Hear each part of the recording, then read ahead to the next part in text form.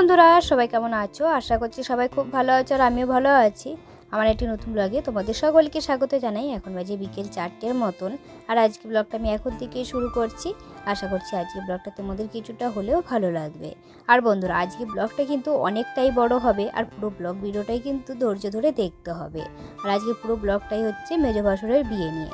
মেজো ভাসুরের আবার দ্বিতীয়বার বিয়ে দেওয়া হলো।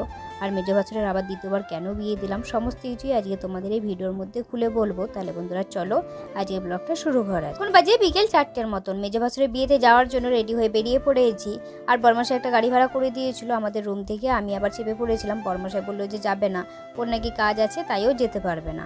আমি এখান থেকে গাড়িতে চেপে পড়েছিলাম। এখন আমি যাচ্ছি মেজো ননদের বাড়িতে। ওখান থেকে মেজো ননদের ছেলে আর জামাইবু তিনজনে মিলে উঠে পড়ে। এখন আমি চলে এসেছি মেজো ননদের বাড়িতে। মেজো ননদের বাড়িতে এসে দেখি দিদি জামাইবু রেডি হয়ে গেছে, কিন্তু অতনুর এখনো পর্যন্ত রেডি হয়নি। ওর তো ডিউটি ছিল, ডিউটি থেকে আস্তে আস্তে একটু বেলা হয়ে গেছে। আর এসে সবেমাত্র স্নান করেছে, এখনো পর্যন্ত খাওয়ার টাইম পায়নি। তাই ওর মা ওকে খাইয়ে দিই। তারপরে রেডি হয়ে চারজনে মিলে বেরিয়ে পড়েছিলাম। আমি মেজো ননদ আর জামাইবু তিনজনে মিলে পিছনে বসেছিলাম, সামনে আবার অতনু বসেছিল। আমরা এখান থেকে চারজনে মিলে যাচ্ছি। আর মেজো ভাসুর আবার ওখান থেকে একটা গাড়ি ভাড়া করেছে, ওখান থেকে আবার চারজনে মিলে আসছে। ওখান থেকে মেজো ভাসুর আর ছোট ননদ, তার এদিকে ছিল একটা যা আর জায়ের মেয়ে। বন্ধুরা চলো এবার তোমাদের পুরো ঘটনাটা খুলে বলি। পুরো ঘটনাটা না খুলে বললে তোমরা কেউ বুঝতে পারবে না। অনেকের মনে অনেক কিছু কোশ্চেন থাকবে, মেজো ভাসুরের আবার দ্বিতীয়বার কেন বিয়ে দিচ্ছি, এসব অনেক কিছু কোশ্চেন থাকবে। তাই পুরো ঘটনাটাই তোমাদের খুলে বলছি। আমি তো এর আগে অনেক ভিডিও করেছি, আর সেই ভিডিওতে তোমাদের বলেছি যে সুবীরের মা নেই। সুবীরের মা নেই বলেছি, তোমরা হয়তো অনেক কিছু ভাববে যে সুবীরের মা হয়তো মারা গেছে, এটা সেটা ভাববে। সুবীরের মা মারা যায়নি। যখন আমার বিয়ে হয়েছে, মানে যে বছর বিয়ে হয়েছে তার 1 বছর আগে সুবীরের মায়ের আর বাবা দুজনে ডিভোর্স হয়ে যায়। কোনো কারণবশত ডিভোর্স হয়ে যায়, কারণ আমি অত সব জানি না, তবে জানি যে কিছু একটা কারণ ছিল, তাই ডিভোর্স হয়ে গেছে। তখন থেকেই আর কি সুবীর হচ্ছে ওর মায়ের কাছে থাকে না, আমাদের কাছেই থাকে, মানে ওর বাবা ঠাকমা দাদু এদের কাছেই থাকে। আর তখন সুবীরের বয়স ছিল 7 বছর আর এখন সুবীরের বয়স হচ্ছে 11 বছর। মানে বুঝতে পারছো কত বড় হয়ে গেছে। মানে 4 বছর হয়ে গেছে সুবীরের মা বাবার ডিভোর্স হয়ে গেছে। আর তাই মানে সুবীর তো এখন একা একা থাকে। আর ওর বাবা সমস্ত কিছু ভেবে তাই ওর বাবা আবার দ্বিতীয়বার বিয়ে করার সিদ্ধান্ত নিয়েছে। আমরা বলেছিলাম যে দ্বিতীয়বার আবার বিয়ে করার কথা, মানে আমি বলিনি, সবাই মিলে বলেছিল যে দ্বিতীয়বার আবার বিয়ে করার কথা। তোর মেজো ভাসুর বলেছিল যে না, দ্বিতীয়বার আর বিয়ে করবো না। যে সবাই অনেকবার বলার পর তারপরে বলো ঠিক আছে দ্বিতীয়বার আবার বিয়ে করবো, ছেলেটা যেহেতু একা একা আছে ওকেও দেখবে, সেই ভেবে চিনতে আর কি দ্বিতীয়বার আবার বিয়ে করছে। তোমাদের সাথে গল্পটা শেয়ার করতে করতে চলে এসেছিলাম দুর্গাপুর ব্রিজে। দুর্গাপুর ব্রিজে কাজ চলছিল, তাই নিচ থেকে একটা রাস্তা করেছিল, সেখান থেকে সব গাড়িগুলো যাতায়াত করছিল। আর এখানে দেখতে পাচ্ছ কত জল আছে, আর এই জলের উপর থেকে সব গাড়িগুলো যাচ্ছিল, তাই আমাদের গাড়িটাও এই জলের উপর দিয়েই যাচ্ছিল। আর জানো তো বন্ধুরা, এর আগে আমি কোনোদিন দুর্গাপুরে আসিনি, আর দুর্গাপুর ব্রিজটা কেমন সেটাও দেখিনি। তবে আজকে ফার্স্ট টাইম এসেছি তো, দুর্গাপুর ব্রিজটা কিন্তু অসাধারণ লাগছিল দেখতে, তাই একটু ভিডিও করেই নিলাম, এতটাই সুন্দর লাগছিল দেখতে। দুর্গাপুরে এসে সবাই মিলে চলে এসেছিলাম একটা ফাস্টফুডের দোকানে একটু খাওয়া দাওয়া করার জন্য, কারণ সবারই একটু একটু খিদে পেয়ে গেছে, তাই ফাস্টফুডের দোকানে চলে এসেছিলাম। আর এদিকে মেজো ভাসুরকে ফোন করেছিলাম, মেজো ভাসুর বললো যে এখনও কেনাকাটা করতে বাকি রয়েছে, তাই আমাদের একটু ওয়েট করতে বললো। তাই আমরা বললাম যে সবার তো হালকা হালকা খিদে পেয়েছে, তাহলে চলো হালকা করে কিছু খাওয়া দাওয়া করে নিই, এতক্ষণ ওয়েট করার থেকে হালকা করে খেয়ে তারপর আমরা ওয়েট করব। তাই আমরা এই দোকানে চলে এসেছিলাম, এখান থেকে চাউমিন আর পাস্তা অর্ডার করেছিলাম। বিশ্বাস করো বন্ধুরা, এই দোকানের চাউমিনটাই এতটাই সুন্দর বানিয়েছিল, একদম অসাধারণ বানিয়েছিল। আর সেরকম বেশি দামও নেয়নি, আর অনেকটাই কিন্তু চাউমিন দিয়েছিল। মানে আমি, জামাইবাবু আর অতনু তিনজনে মিলে এক প্লেট চাউমিন খেয়েও শেষ করতে পারছিলাম না, এতটাই চাউমিন দিয়েছিল। খাওয়া দাওয়া করে আমরা দুর্গাপুর বাস স্ট্যান্ডের দিকে যাচ্ছিলাম, তখনই মেজো ভাসুর আর ছোটো ননদকে দেখতে পেলাম, আর ওদেরকে দেখে আমরাও দাঁড়িয়ে পড়লাম। আর এখানে এসে দেখি ওরা সবাই মিলে ফুলের মালা এটা সেটা কেনাকাটা করছে। আর সাইডে দেখো গাড়িটা দাঁড় করানো ছিল, গাড়িটাও ফুল দিয়ে সাজিয়ে তারপর নিয়ে এসেছে, খুব সুন্দর লাগছিল কিন্তু দেখ। কেনাকাটা করে তারপর আমরা সবাই মিলে বেরিয়ে পড়েছিলাম। বরের গাড়িটা আগে আগে যাচ্ছিল আর আমাদের গাড়িটা পিছনে পিছনে যাচ্ছিল। আর আমার ভাগ্যটা দেখতে পাচ্ছ কত ভালো, ভাসুরের আবার বিয়ে দিতে যাচ্ছি। রাস্তার পাশে একটা ফাঁকা জায়গা দাঁড়িয়ে পড়েছিল, আর এখানে দেখো বর রেডি হচ্ছিল, মানে মেজো ভাসুর রেডি হচ্ছিল। এতক্ষণ তো রেডি হয়নি, নর্মাল ড্রেস পরে চলে এসেছিল। আর আমার শ্বশুরবাড়িতে তো সেরকম বিয়ের কোনো নিয়মকানুন করা হয়নি, কারণ হচ্ছে সুবীর রয়েছে বাড়িতে। ও তো এমনিতেই কষ্ট পাচ্ছিল যে দ্বিতীয়বার আবার ওর বাবা বিয়ে করবে, তো ওর কথা ভেবে আবার বিয়ে করছে, যদি আরও বেশি কষ্ট পায় ওর জন্য ওর বাবা বাড়িতে কোনো নিয়মকানুনই করেনি, শুধু বিয়ে করতেই চলে এসেছে। তাও বিয়ের পাঞ্জাবি এটা সেটা কিছুই কিনেনি। আর এই দুর্গাপুরে এসে তারপর আবার পাঞ্জাবি এটা সেটা কেনাকাটা করলো, তাই এখন আবার সেগুলো পরে রেডি হচ্ছে। আর যারা ছিল সবাই মিলে রেডি করে দিচ্ছিল, আমি এদিকে পাশে দাঁড়িয়েছিলাম। এদিক হয়ে আবার বেরিয়ে পড়েছিলাম। আর দুর্গাপুরের এই মোড় মাথাটা একটা লাইট আছে, খুব সুন্দর লাগছিল দেখতে, তাই ভিডিও না করে পারলাম না, এতটাই সুন্দর লাগছে। পরে আমরা চলে এসেছিলাম মেয়েদের বাড়িতে। আর এখানে আসার সাথে সাথে মেজদাকে সবাই মিলে ঘিরে ধরেছে, আর ওদের ভিতরে যা যা নিয়ম ছিল সেগুলো করছিল।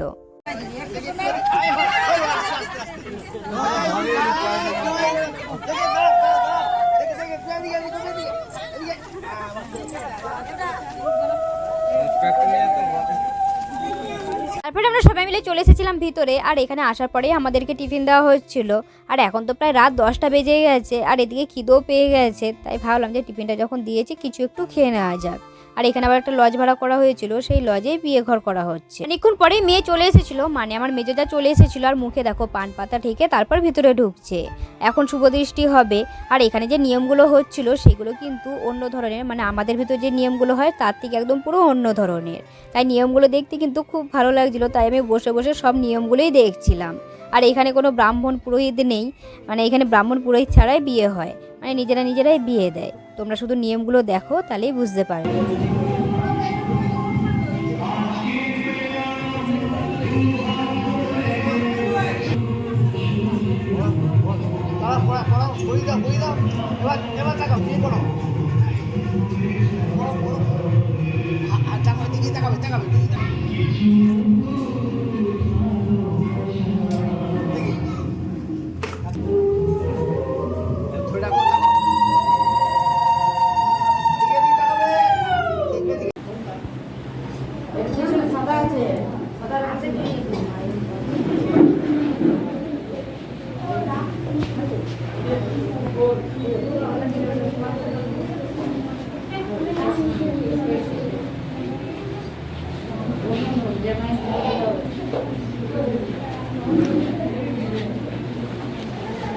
তাকাবে একটু এদিকে,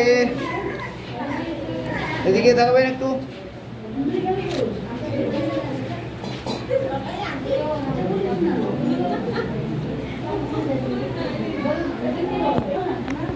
তাকাবে একটু এদিকে, দাদা তাকাবেন, দাদা একবার তাকাবেন। হ্যাঁ ঠিক ঠিক আছে ঠিক আছে।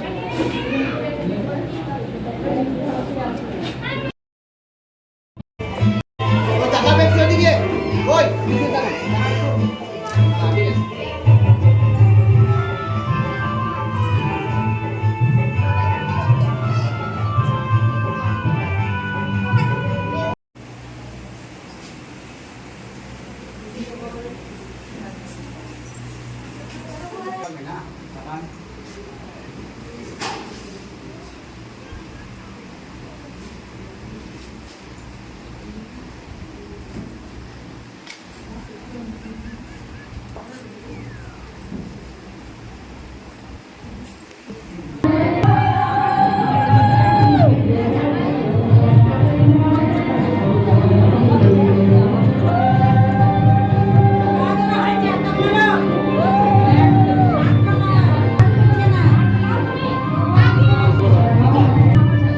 গঙ্গা জল নাকি?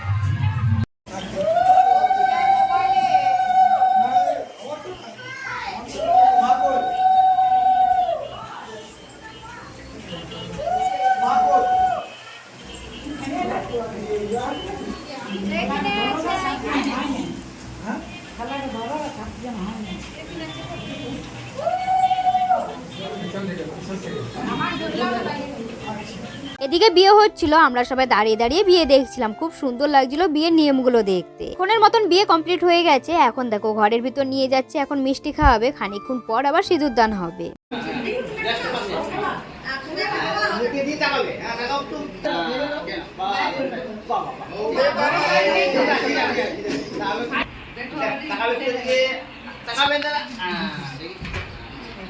তারপরে মেজো শালি একটা কাঁসার থালা নিয়ে এসেছিল, আর সেই কাঁসার থালার উপর পা রেখে তারপর পা ধোয়াচ্ছিল, আর জামাইবুর কাছে আবদার করছিল, মানে মেজদার কাছে আবদার করছিল যে 1000 টাকা দিতে হবে, নাহলে পা ছাড়বো না। জামাইবুদের কাছে শালিদের যে আবদার থাকে সেই আবদারগুলোই করছিল।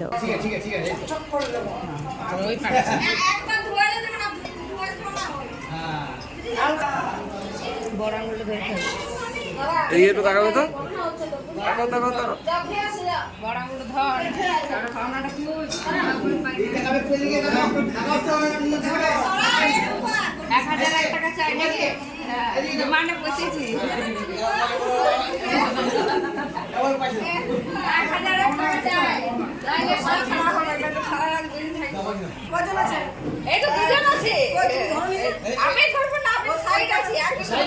দুজন মিলে ধরলে তাহলে ব্যাপারটা হবে, না হলে কি করে হবে? দুজন মিলে ধরতে হবে।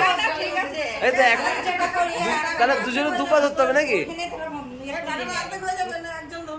না ঠিক আছে, কোনো ব্যাপার নেই। একজন পেলো 1000 টাকা চাই, দুজন ধরলেও 1001 টাকা চাই চাই। না ঠিক আছে, দুজন ধরলে আমরা একটা ভিডিও থাকবে আমাদের কাছে। হ্যাঁ, আমরা এই করবো না তো, তুমি দুজন ধরো। দরকার নেই আমার। কেন দুজন ধরলেও তো সে আমরা দেবোই, আমরা তো তারপরে আমরা সবাই মিলে হেঁটে হেঁটে যাচ্ছিলাম খাওয়া দাওয়া করার জন্য। এখন অনেকটাই রাত হয়ে গেছে, সবার খাওয়া দাওয়া হয়ে গেছে, শুধু আমরাই কজন বাকি ছিলাম। আর যেখানে বিয়েটা হচ্ছিল তার একটু পাশেই আবার খাওয়া দাওয়ার প্যান্ডেল করা হয়েছিল, আর এই প্যান্ডেলটাও দেখতে পাচ্ছ খুব সুন্দরভাবে কিন্তু সাজানো হয়েছে। আর যেখানে কোণে বসেছিল, আমরা তো একটু আসতে দেরি করেছি, তাই কোণে ঘরে চলে গিয়েছিল, আর যেখানে কোণে বসেছিল সেই জায়গাটাও কিন্তু খুব সুন্দরভাবে সাজিয়েছিল। তারপরে আমরা সবাই মিলে বসে পড়েছিলাম খেতে। এদিকে ছিল মেজো ননদ আর একটা যা, আর এদিকে ছিলাম আমি ছোট ননদ, আর আমার পিছনে ছিল অতনু, আর এদিকে জায়ের মেয়েটা ছিল, আর এদিকে মেজো ভাসুর, আর এদিকে মেজো ভাসুরের বউশালী, সবাই মিলে একসাথে বসেছিল। আর অনেকটাই রাত হয়ে গেছে তো, তাই জামাইবর খেলো না। একটু বেশি রাত হয়ে গেলে, মানে 10টা পেরিয়ে গেলে জামাইবর খায় না, কারণ গলব্লাডার রেস্টুরেন্ট অপারেশন হয়েছিল অনেকদিন আগে, একটু রাত করে খেলে জামাইবর সমস্যা হয়, তাই জামাইবর কিছু খাওয়া দাওয়া করলো না। খাওয়া দাওয়া করে চলে এসেছিলাম যেখানে কোণে বসেছিল সেইখানে, আর এখানে জায়গাটাও দেখো খুব সুন্দরভাবে সাজিয়েছিল। আর এখানে আমরা সবাই মিলে চলে এসেছিলাম সবাই মিলে এক কপি ছবি তুলবো বলে। তারপরে আমরা আবার চলে এসেছিলাম বিয়ের মণ্ডপে, আর এখন হবে সিঁদুর দান। তোমরা একটু দেখো কিভাবে সিঁদুর দান হয়।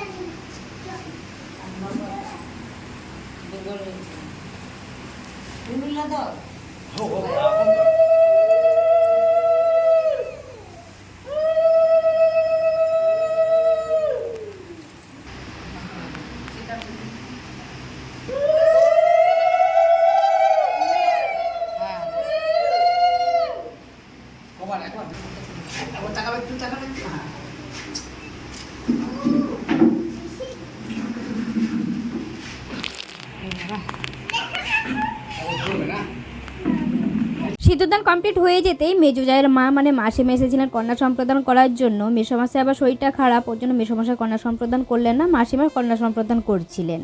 আর এদিকে বিয়ে কমপ্লিট হয়ে গেছে, কালকে একদম সকালবেলা আমরা সবাই মিলে বেরিয়ে পড়বো। আর এদিকে আমাদের শোয়ার জন্য ব্যবস্থাও করে রেখেছে, সেইখানে গিয়ে আবার শুয়ে পড়বো। পরের দিন সকালবেলা সবাই মিলে রেডি হয়ে এসে রাস্তা দাঁড়িয়েছিলাম মেজোজাকে নিয়ে বাড়িতে যাব। তারপরেই দেখো মেজোজাকে রেডি করে নিয়ে সবাই মিলে আসছে, আর যে গলিটা দিয়ে আসলো ওই গলিটার ভিতরে এবার মেজোজায়ের বাড়ি। আর সামনেই কিন্তু লজ ভাড়া করেছিল, একদম বাড়ির সামনেই ছিল লজটা। একদিকে ভালোই হয়েছে বাড়ির সামনে লজটা ছিল, নাহলে যদি একটু দূরে হতো একদিকে অসুবিধা হতো, গাড়িতে করে সবকিছু নিয়ে যেতে হতো আবার নিয়ে আসতে হতো। তারপরে বসে পড়েছিল আশীর্বাদ করার জন্য। আর এদিকে দেখো মেজো ভাসুর আর মেজো জায়ের সাথে সাথে আরো অনেকেই কিন্তু বসে পড়েছিল, তাদের সবাইকে আশীর্বাদ করছিল, তাদের সবাইকেই কিন্তু টাকা দিচ্ছিল। এই নিয়মটা কিন্তু প্রথমবার দেখলাম, দেখতে কিন্তু খুব সুন্দর লাগছিল।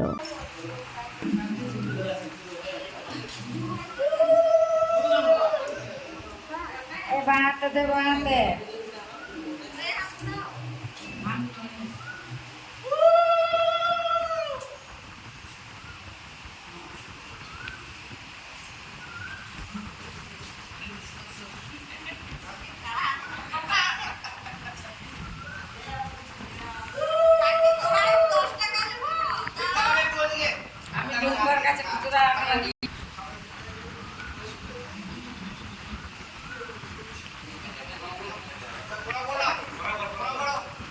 প্রণাম করতে হয় যে এগুলোকে প্রণাম করবি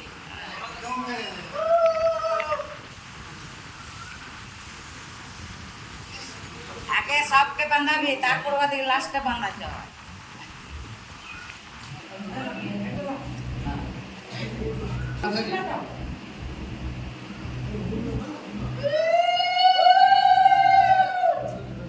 আর গোপাল কোথায় গেছে কোথায় তোমার কাকি বলছে কোর প্যান্ডেল জিজ্ঞেস করে বসে প্যান্ডেল না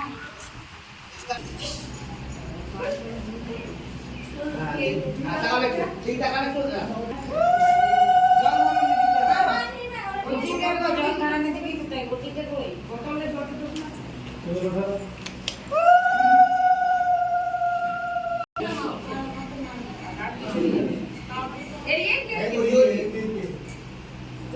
তুমি আপনি লাড়ো আর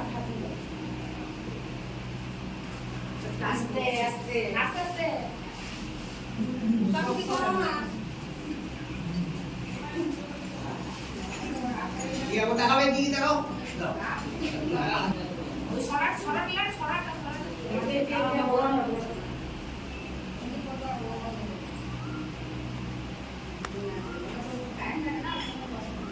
আস্তে গো আস্তে গো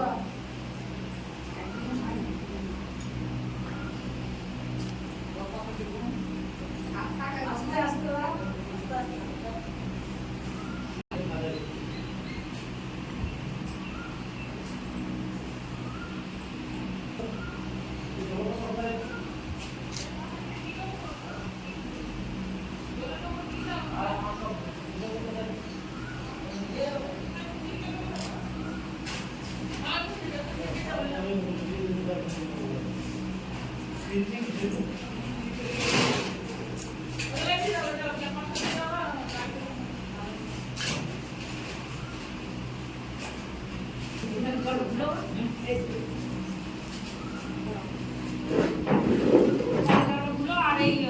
কোথায় বসে বসে এখানে ছিলাম শুনে আছে কেমন রে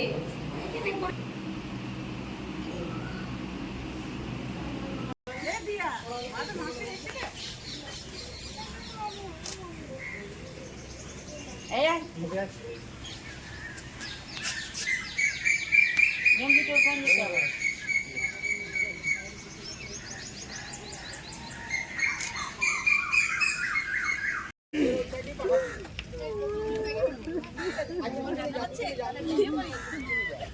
তারপরে সবাইকে বিদায় দিতে সবাই মিলে চলে এসেছিল। আর এই মুহূর্তটা কিন্তু খুবই কষ্টের, যতবারই দেখি ততবারই কিন্তু নিজের কথা মনে পড়ে যায় আর খুব কষ্টও লাগে। আমার খুবই কষ্ট লাগছিল এই মুহূর্তটা দেখতে, তাই আমি গাড়িতে উঠে বসেছিলাম। তার খানিকক্ষণ পরেই গাড়ি ছেড়ে দিয়েছিল আর সবাই মিলে আবার বেরিয়ে পড়েছি শ্বশুর বাড়িতে যাওয়ার জন্য। সবসময় যেভাবে এসেছিলাম যাওয়ার সময় কিন্তু ঠিক সেইভাবেই যাচ্ছি। আর এদিকে দেখো দিদি শাড়িটা চেঞ্জ করে নিয়েছে, আর আমি তো এদিকে ভালো শাড়ি নিয়ে আসিনি, তাই আমি শাড়িটা চেঞ্জ করিনি। রাত্রেবেলা শুধু নাইটি পরে শুয়েছিলাম, সকালবেলা আবার শাড়ি পরে নিয়েছি।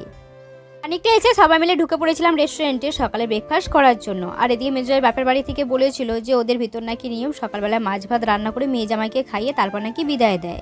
আর এদিকে মেজো ভাসুরকে বলা হয়েছিল যে তাহলে হচ্ছে থাকতে যে একসাথে বউ নিয়ে যেতে।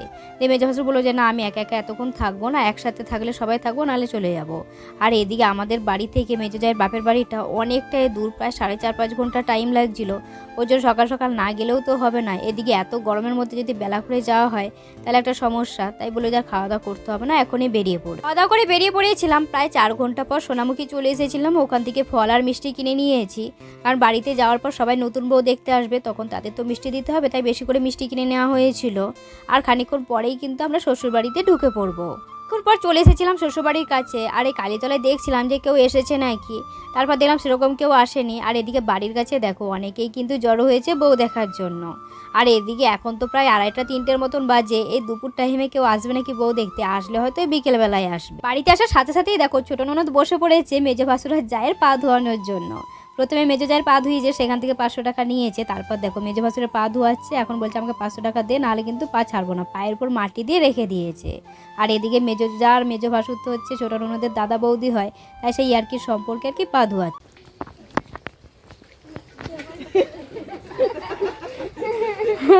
2 টাকা দে তো এই আমার ক্যাশিয়ার কো দাও 1 টাকা 1 টাকা দে 1 টাকা ঠিক না তুইও প্রণাম করা যাবে এই তিনবার করছি মাথা নিচে করে পায়ে ধরবো 5 3 1500 টাকা তুই টাকা খালি যত প্রণাম করবো তত বড় টাকা বাবা। কয় টাকা 100 টাকা 50 টাকা 1 টাকা 50 টাকা এই যে 50 টাকা কি 100 ও বাবা মালতী মাসি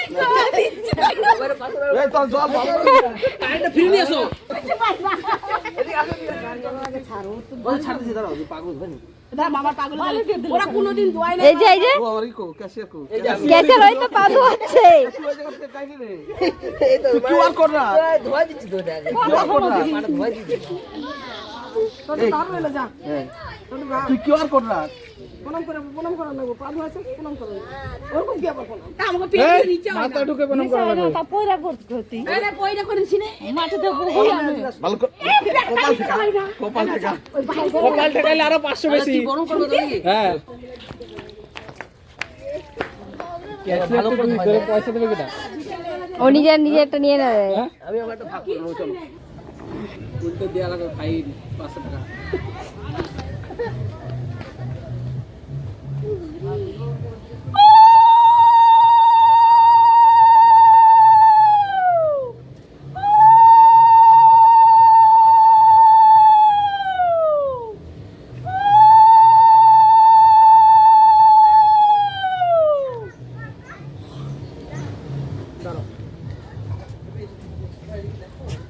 তুমি রোদে বসে রয়েছে কেন যাও করে যাও সেটাই তো প্রচুর রোদ এই যে সবাই এই দেখো গামছা ধরে দাঁড়াইছে হ্যাঁ এগুলো হচ্ছে টাওয়ার দাঁড়াইছে ভালো করে ধরো 500 টাকা নিচে 500 না 1000 টাকা নিচে 500 করে এই যে 1000 টাকা নিচে মাসি না না আমার দাদাই বৌদি গরিব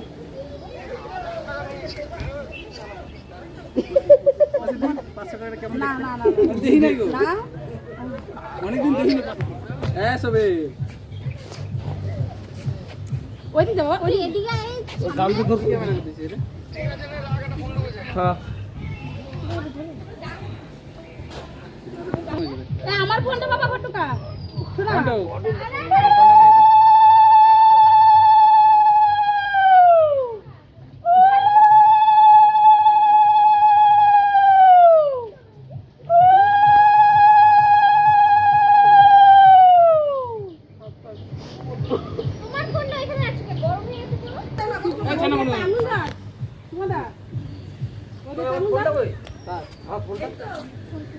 ভিডিও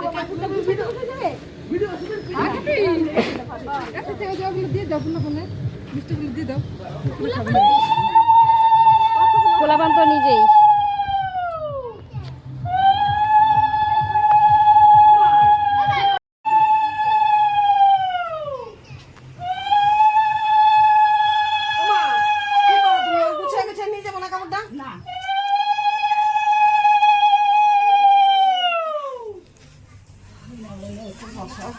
এই প্রণাম করো ফ্যানগুলো চালিয়ে দাও